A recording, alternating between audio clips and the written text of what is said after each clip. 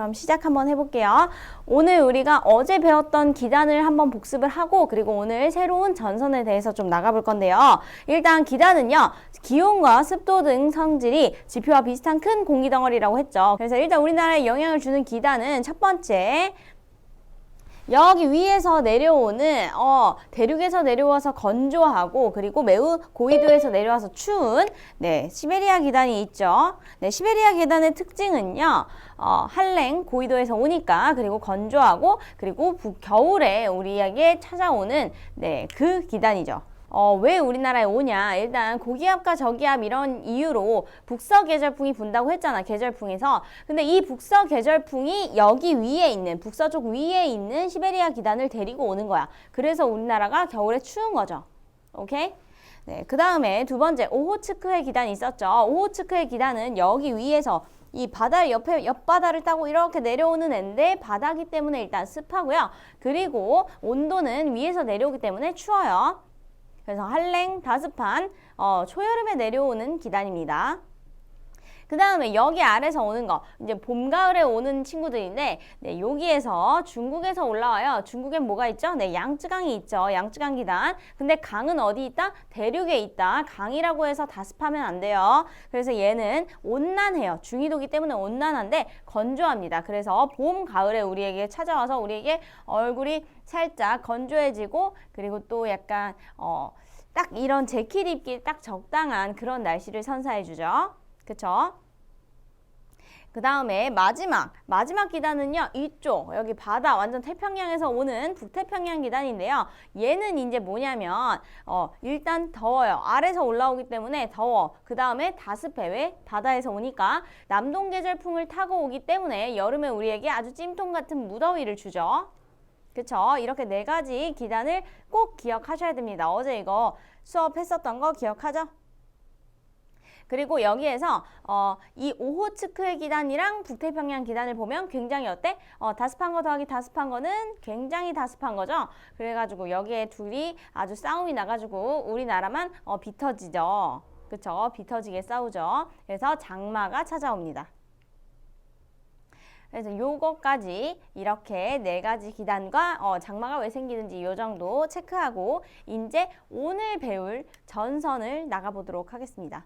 전선은요. 요런 기단들 있지. 이런 서로 다른 이 네 가지 기단들 있지. 얘네가 만나면서 생기는 게 바로 전선이야. 그 경계면. 거기가 바로 전선입니다. 그거를 배우러 뒤로 한번 넘어가 보도록 하겠습니다. 이거는 어제 다 적었으니까 넘어가도 되겠죠? 네, 넘어가겠습니다. 넘어가서 여기 이제 탐구 활동을 먼저 볼 건데요. 전선을 배우기 전에 우리 공기는 우리가 지금 나가서 막 전선을 가가지고 막 보고 이럴 수가 없잖아. 그래서 이 탐구 활동을 통해서 이 전선이 어떤 방식으로 생기는 건지 볼 건데요. 일단 공기 가지고 하는 거 아니고요. 물을 들일 수 있는 따뜻한 물과 차가운 물을 가지고 실험을 할 겁니다. 이 실험 방법 보시고 영상 한번 보고 나서 그 다음 전선 나가도록 할게요. 찬물과 따뜻한 물의 경계 관찰하는 실험이고요. 첫 번째 과정, 칸막이가 있는 수조에 파란색 색소를 탄 찬물과 붉은색 색소를 탄 따뜻한 물을 넣는다. 양쪽에 이렇게 갈라놓고 양쪽에 넣어놓는 거 일단. 그 다음에 이제 이 칸막이를 들어서 찬물이랑 그러면 뜨거운 물이랑 이렇게 움직일 거 아니에요. 물이니까 액체니까 움직이겠죠. 그 움직이는 과정을 한번 보는 거죠. 그리고 이 경계면이 어떻게 형성이 되는지 그거를 보시면 됩니다. 일단 영상 한번 볼게요.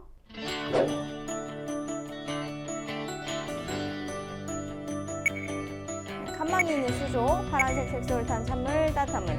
완전 파랗고 완전 빨갛네.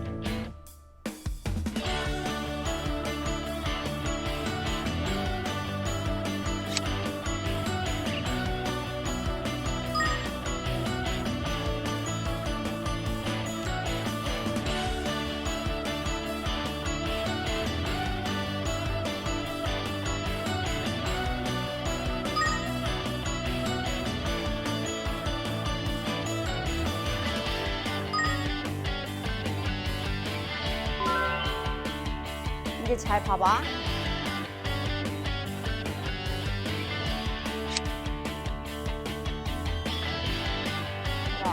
어떻게 봐봐. 이게 지금 중요해요. 지금 여기까지는 됐고 앞에 부분.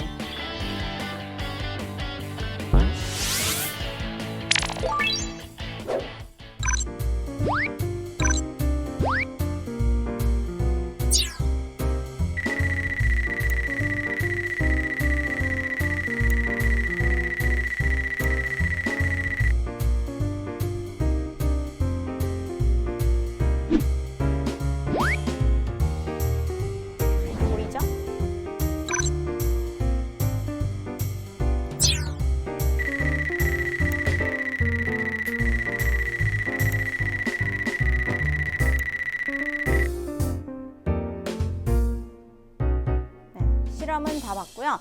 여기에서 얘들아 일단 찬물과 따뜻한 물이 바로 완전히 이렇게 같은 물인데 섞이지 않는 이유는 둘이 밀도 차이가 나죠. 찬물은 밀도가 높고 따뜻한 물은 밀도가 낮아요. 그래서 둘이 쉽게 섞이지 않는 거야. 그래서 둘이 싫어해. 싫어하니까 경계면이 형성이 되죠. 방금 너네도 봤듯이.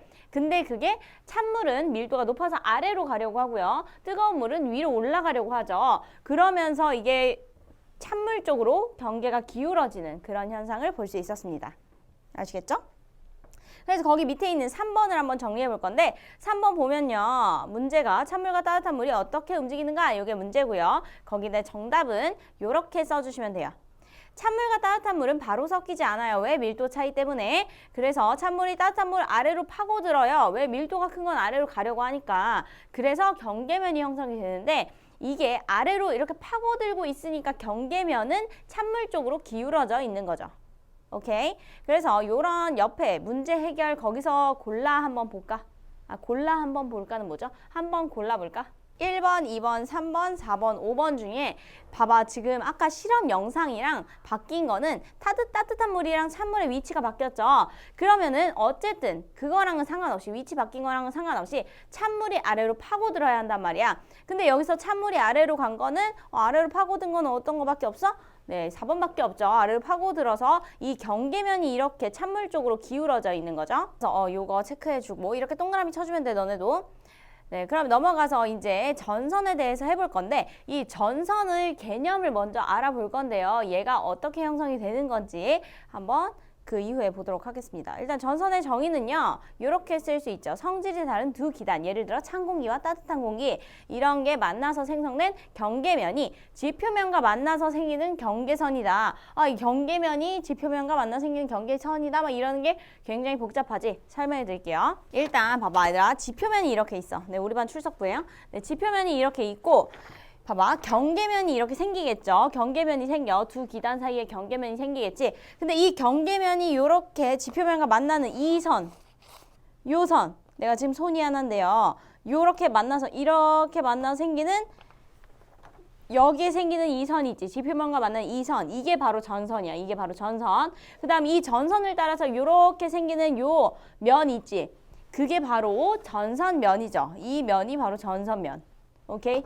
이 선은 전선, 요 면은 전선면 이렇게 하면 돼요. 2D에서 3D를 한번 구현해 보려고 노력해 봤습니다. 요 전선 있잖아. 이 전선에는요. 굉장히 두 기단이 피 터지게 싸울 거 아니야. 그치? 그래서 그 전선에서는 항상 기후가 굉장히 급격하게 변해요. 그 전선이 통과하는 지역은 날씨가 급격하게 변합니다. 왜? 왜냐면 찬 기단이랑 이렇게 따뜻한 기단이랑 만나면 애들 아까 그 오호츠크의 기단이랑 누구야? 밑에 뭐였죠? 북태평양 기단 다습한 애들끼리 만났는데 따뜻하고 찬 거잖아. 그런 경우에 싸우다가 막 싸우다가 비 터져가지고 막 장마 내리고 이러는 것처럼 기후가 쉽게 변한다는 거죠. 노란 글씨 요거랑 같이 옆에 써주세요. 됐죠? 이거 다 적으셨죠? 그럼 전선 넘어가 보도록 하겠습니다. 2번 전선의 종류와 특징인데 가장 중요한 전선 두 가지 배울 거고 그리고 이 두 개가 조합돼서 만들어지는 두 가지 전선 또 배우도록 해볼게요. 그럼 일단 첫 번째 한랭전선입니다. 한랭전선, 얘들 일단 전선이라는 건 서로 다른 기단이 만나서 생기는 거란 말이야. 그래서 찬 공기 그 다음에 따뜻한 공기 이렇게 두 공기 덩어리를 만나게 해볼게. 이쪽으로 이동을 하고 있는 거야. 둘 다. 얘도 이쪽으로 그리고 따뜻한 공기도 이쪽으로 이동을 하고 있다가 찬 공기가 뒤에서 따뜻한 공기를 맞닥뜨린 거예요. 이런 상황입니다. 그런 상황일 때 어떻게 되냐. 일단 얘는 이쪽으로 이동을 하고 있는데 따뜻한 공기를 만났잖아. 그러면 찬 공기는 따뜻한 공기 아래로 들어가고 싶어 한단 말이야. 이렇게 아래로 들어가고 싶어요. 근데 봐봐. 얘가 안 그래도 아래로 가려고 하는데 얘들아 여기 지구야. 그럼 무슨 힘이 존재하지? 지구가 끌어당기는 무슨 힘? 그렇죠. 네, 중력이 작용을 하죠. 이게 안 그래도 아래로 내려가려고 하는데 이렇게 중력이 도와주기까지 해. 그래서 얘가 요렇게 내려가는데 그러니까 원래는 요렇게 내려가려고 하다가 중력이 도와주니까 이렇게 급격하게 슉 내려가게 됩니다. 급격하게 이렇게 슉 내려가게 돼요. 그래서 전선면이 어떻게 형성이 되냐. 전선면은요. 요렇게 기울기가 아주 크게 급하게 형성이 된다. 기울기가 급한 전선면이 형성이 됩니다. 그리고 이제 얘 봐봐. 얘가 안 그래도 이쪽으로 가면서 내려가려고 했는데 중력이 어떻게 도와준 거라고 했죠. 도와줬으니까 전선면의 속도도 빠르죠. 그래서 한랭전선의 전선 속도는 빠릅니다. 네, 중력이 도와준다.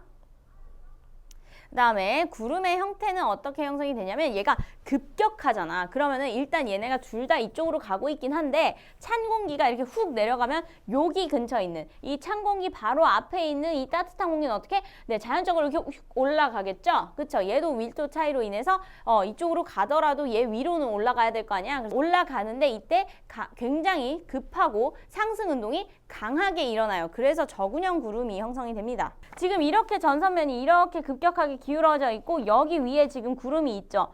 근데 여기에서 일단 날씨를 한번 보면 날씨는 어떠냐면 일단 저군형 구름은 어때? 좁은 지역에 소나기성 비가 내리죠. 좁은 지역에 소나기성 비가 내려요. 근데 전선면이 이렇게 있어. 근데 여기로 지금 이렇게 내릴 거 아니야. 봐봐. 아이고.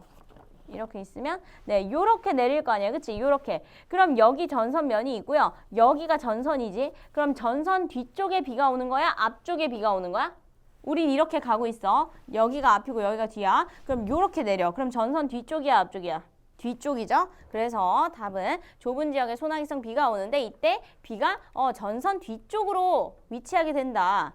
전선면 뒤쪽. 그리고 이제 요거를 애들 봐봐. 한랭전선은 약간 삐쭉삐쭉할 것 같고 약간 뭐라 해야 되지? 약간 냉혈한 같고 되게 막 아플 것 같고 그런 느낌 그대로 기호는요 어떻게 생겼냐면 요렇게 생겼어요.